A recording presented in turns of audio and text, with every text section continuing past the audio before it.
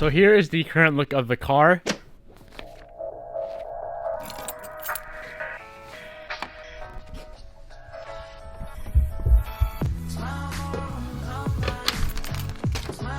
I swear every single time I put something on the stove, I go downstairs, work on the computer, and completely forget about it, and then I just burn the shit out of it. It's kind of funny. But hey, still got the same macronutrients, right?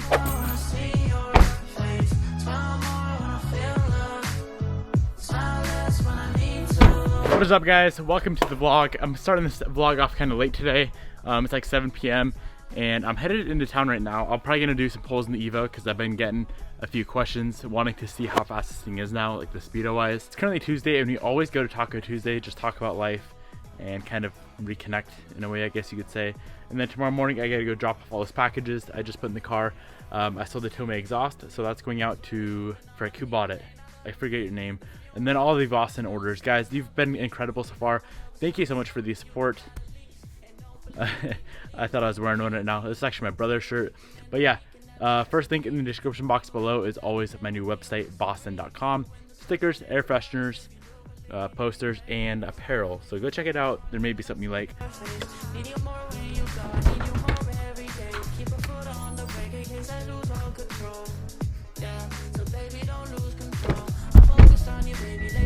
The last time I drove this car, it kept dying at stoplights. I called the English Racing, explained the situation to them, and they said it's probably from hot air going into my intake when it was like 100 degrees out. When my fans would kick on, it'd throw hot air into my intake. So I really need to get that figured out. I don't know if I need to get an actual air box on the car. I know if I do that, I'm gonna have to retune. Maybe I can build a bigger heat shield for the intake, or maybe I need to rotate the not re-rotate, what am I trying to say? Like reposition the intake to where it's sitting farther down and the heat shield's covering it more. Either way, I need to get that figured out because this car is supposed to be my daily driver. It can't be a daily driver if it is dying at stoplights all the time. So yeah, I need to get that figured out. Another quick little update, I still haven't got my catch can. I haven't got it in the mail. I think it's gonna come tomorrow or Thursday. I also need to get the turbo blanket on and the turbo heat shield, and then this car should be good to go after those four issues are resolved. While we're on this topic, if anyone has any ideas as to why this thing would be dying at stoplights, drop them down in the comment section below. Maybe it's not the heat issue, maybe it's something else. All right, let's do some little pulls here. I'm in second gear right now. As you can see, 3,500 RPM.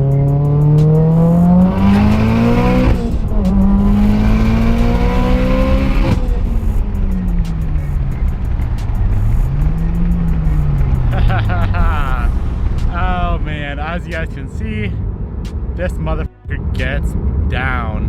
Let's do another third gear, a little. 5,000 RPM.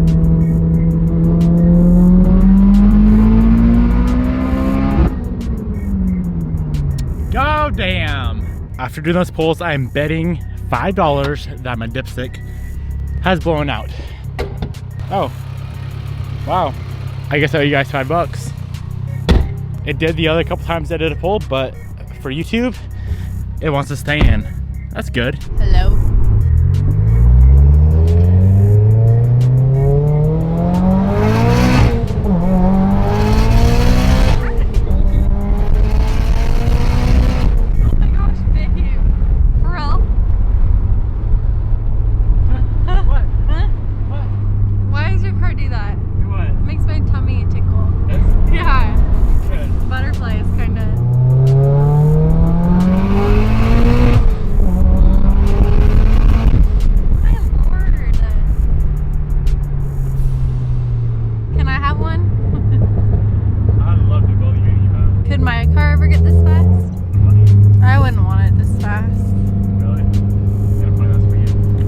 Fast enough. Maybe another pull? Not really. You don't want to do another pull? Okay, I do, but just be careful.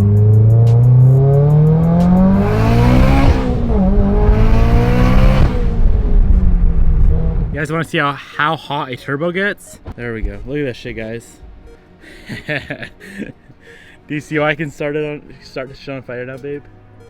Like, look how freaking hot that is. It's glowing, legit glowing red, because that whole ass. Is that normal though? Yeah. she's built. It's just my exhaust manifold. I have a question. What up? A lot of people that I've talked to have said that Evos like have burnt down before. So I bought a exhaust or a turbo blanket and a turbo heat shield. Okay. So it contains all the heat you see right there. It'll be inside of a blanket. But why did it smell? Because it's just hot. All right, so we're here at Tacos. I'm gonna go enjoy the night with my beautiful girlfriend, and I will catch you guys bright and early. Good morning, guys. It's now the next day, and I don't even know what I'm trying to say right now. I'm freaking tired. I keep sleeping in way too late. I always wake up at 6, and it's 9 o'clock, and I just woke up. I don't know what the hell's going on with me. But anyways, I'm gonna go drop off all these packages, all your guys' orders, this Timmy exhaust. Try to make it home without dying. There's this huge fire in Spokane right now, and it's like, the air is disgusting right now.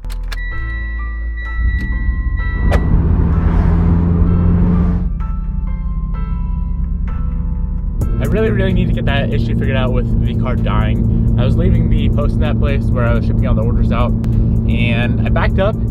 AC was off, nothing was on the car, and backed up and it just died. And I took off again and had to stop because someone was going into Fred Meyer and the car died again. And it's only 80 degrees out right now. So I don't know what the hell's going on. All right, fam, I'm back home now, and I randomly have this urge to change up the FRS before this weekend. This weekend show is Weekfest. It's on Sunday. We're probably headed out there Friday.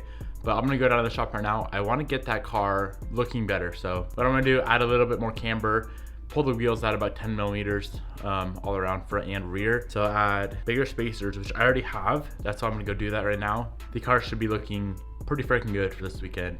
I think adding a little bit more camber is gonna allow the front to drop a little bit lower as well. I guess we'll see. Let's head down to the shop, see what we can get done. I may also change up some stuff with the wrap as well. Some of those black accents, I may swap around, pull some off, add some in other places. I'm just kind of getting bored of the car, and I just want to change it up a little bit. I've been going back and forth on whether or not I'm going to do the 2018 BRZ front end. I really like it. The only downside right now is Rally Backer does not make the front bumper. Oh, that's right. Rally Backer doesn't make those front bumper extensions for the 2018 BRZ front end yet. So here's the current camber on the car. There's like nothing, honestly. And what kind of gave me this idea is just when I was at Stance Wars, I feel like this car could be looking a lot better. I was comparing it to other builds there. And I don't know, there's just some things on the car I don't like. There's not any camber, which I know some of you aren't gonna understand, but this is a show car. I don't really drive it much. Camber looks good, in my opinion. I'm gonna throw some spacers on the car. So I have a bunch of spacers right there. I have spacers there, I have more spacers back there. Right now in the front, I have 15 millimeter, which is pretty much a half inch. I'm gonna go to 25 millimeter. The rear I have 38 millimeter, which is 1.5 inches. And then eventually I'll probably rebuild these wheels front and rear. Bigger lips front, bigger lips rear. Way smaller barrels in the front, smaller barrels in the rear. So I want to go to a smaller front tire. Let's get to work.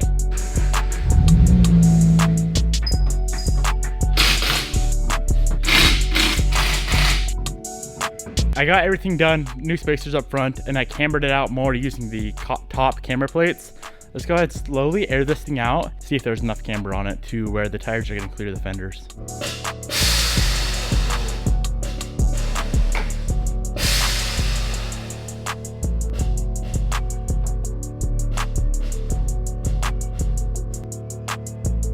So it looks like we need just a touch more camber up front. The camber plates are maxed out, so I'll add just like maybe a ½ degree with the lower camber bolt.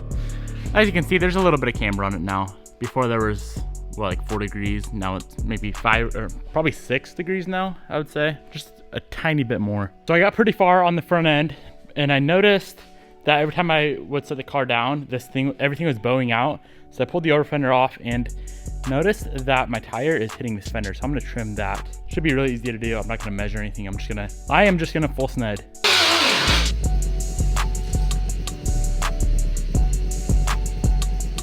Alright, front is 100% done. We went from the 15 mil to the 25 mil spacers. So that means in the future, if I want to ditch the spacers, I'll get an inch wider lip and it should be the same concept. And then get this sitting down a little bit more. That'd be the end goal. I'm freaking pumped on how that looks. Like, just a little more camber. Time to move on to the rear. One eternity later. So here is the current look of the car. I actually lifted the rear up a little bit. I was able to tuck those wheels into the fenders, which looked absolutely insane. But obviously with the front being high, it just looked dumb. So I raised the rear up a little bit. Final specs is the front's around -5 degrees camber. The rear is about -7. Doesn't really look like that much camber on camera.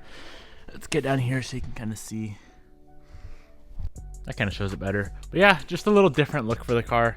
I think it looks pretty good. Let me know in the comments below. Are you guys a fan of like no camber before or some camber? I still have to give the car a quick alignment, and then we should be on our way to Week Fest Seattle. If you have not seen how I align a car before, I have a jack stand on each corner and I string it up. Is it the most accurate?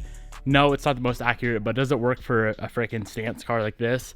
100%. I've never actually had a car aligned. This is what I do. It's always worked fine for me. Basically, it needs to be touching the front and the rear of each wheel on each side, and if the steering wheel is straight, that means your toe is zeroed out. All right, it's hot, I'm dirty, I'm disgusting. The car is done, 100% done. Good to go there. I'm gonna go up to the house, shower, and be done for the day. Thank you guys so much for watching. Hope to see all of you at Week Fest. If you're there and you see me, come say what's up. Don't be shy. See you guys then.